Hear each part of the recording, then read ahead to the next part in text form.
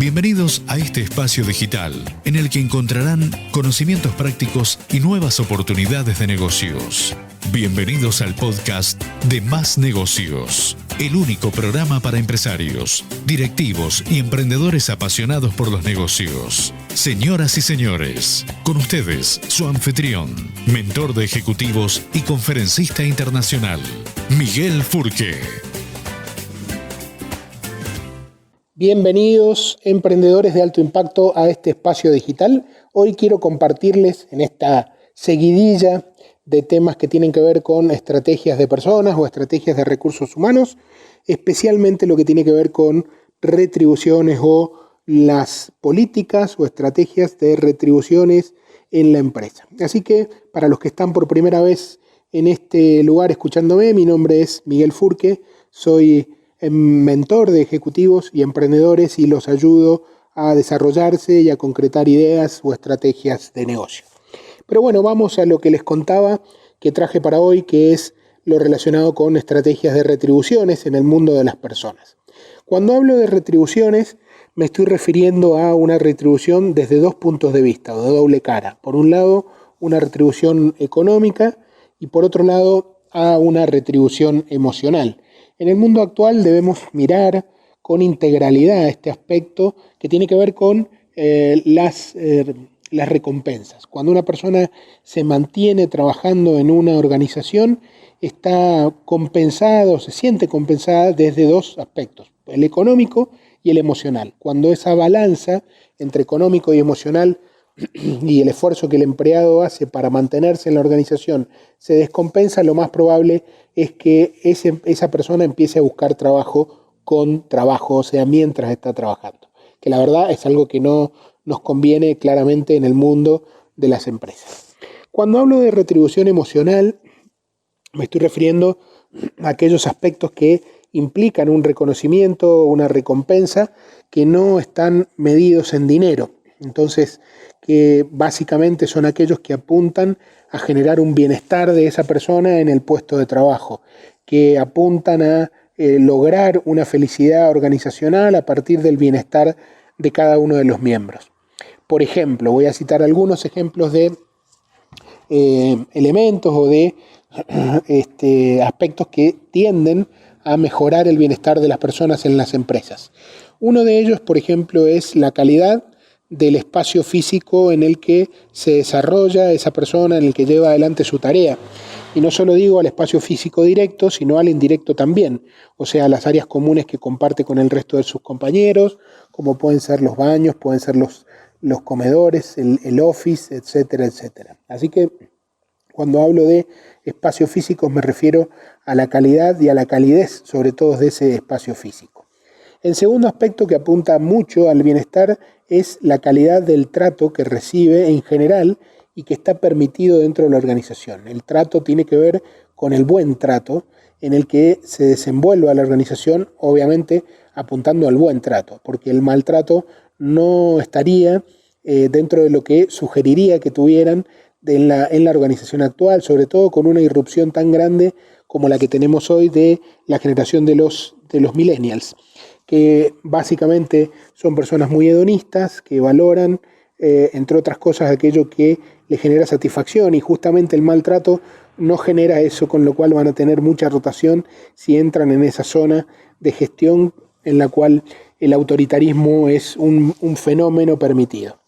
El otro aspecto que lleva a una buena retribución emocional es el liderazgo consciente de quien conduce a este equipo de trabajo o a este equipo de colaboradores. El liderazgo es un aspecto relevante, como les decía, sobre todo en épocas como las de hoy, en la que los millennials empiezan a tener un valor muy fuerte dentro de las organizaciones, en cuanto a que son la mayoría de quienes llevan adelante las tareas de operativas y de supervisión en las empresas. Entonces, tener buenos líderes que promuevan el desarrollo, que promuevan la actitud emprendedora, que promuevan la integración y la calidad humana, son aquellos que apuntan a generar un beneficio emocional en las personas. Y obviamente toda una serie de beneficios sociales que las empresas pueden ofrecer a sus colaboradores, apuntando justamente a esto que les decía de la retribución emocional. Y por otro lado está la retribución económica. La retribución económica, cuando uno la piensa con la hoja en blanco al momento de crear la empresa, es una herramienta muy valiosa, estratégica, dentro de la estrategia general de la compañía.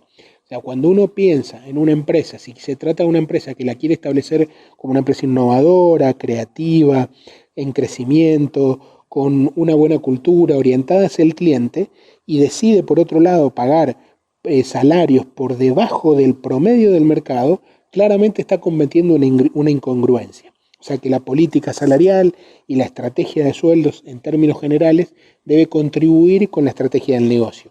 Si yo quiero, como les decía, una empresa innovadora, desarrolladora, tecnológica, amigable con el medio ambiente, que sea muy pro clientes y muy del lado del cliente generando buenas experiencias, lo más probable es que tenga que tener una gran cantidad de puestos de trabajo que tengan salarios por arriba de la media del mercado. Pero a su vez también tenemos que pensar que esos salarios que fijamos como estratégicamente pueden no ser para toda la compañía. Puede ser que, digamos, una parte de la empresa o una parte de un sector de la organización que tenga salarios en el promedio del mercado, otro por arriba. Y por supuesto puede haber empresas también que decidan pagar por debajo del promedio del mercado y obviamente lo que tendrán como resultado será una peor calidad de resultado. Y por otro lado tendrán más rotación seguramente, pero existe esa decisión y es una decisión estratégica desde el punto de vista de los salarios. Obviamente que los salarios podrán ser o fijos o variables o un mix de ellos. Y otro aspecto muy relevante, sobre todo en la época de los millennials, es la frecuencia con la que el salario económico se paga. En la medida en que se trata de un salario más inmediato, más cercano a un periodo de tiempo o a una actividad desarrollada, el millennial estará más contento. Y por supuesto estará menos contento en la medida que el salario sea lo más futuro. Entonces cuando por ejemplo las compañías fijan bonos o fijan bonos anuales por ejemplo o retribuciones que tienen que ver con porciones de acciones que pueden obtener los empleados en el tiempo, mientras más lejano sea del momento actual, el millennial lo considera algo que no le interesa, que no le resulta amigable con su forma. Así que si bien existe esto de el salario económico inmediato y el futuro, tenemos que entender que depende cuál sea la composición de nuestro equipo de trabajo, eso tendrá mayor o menor efecto, porque de hecho hay muchas empresas que utilizan el salario futuro o estas, por ejemplo, compensaciones económicas futuras, como puede ser, les dije, una porción de un bono o una porción de acciones a recibir en el tiempo en la medida que la persona se mantenga cumpliendo ciertos objetivos durante varios años, puede ser un elemento para retener el talento. Pero claramente no es algo que se puede plantear aisladamente ni para una persona, sino organizacionalmente, plantearlo para todos. En definitiva, las retribuciones son tan estratégicas como el resto de las pautas que nosotros analizamos al momento de planificar el desarrollo o implementar un emprendimiento en el mercado. Y lo interesante es que es una herramienta que puede sumar siempre en la medida en que lo hagamos de manera consciente y fijemos esa política en el marco del resto de la estrategia del negocio, la fijemos desde el principio y las respetemos a lo largo del tiempo. Les agradezco que hayan compartido conmigo este espacio digital y los espero en otro momento.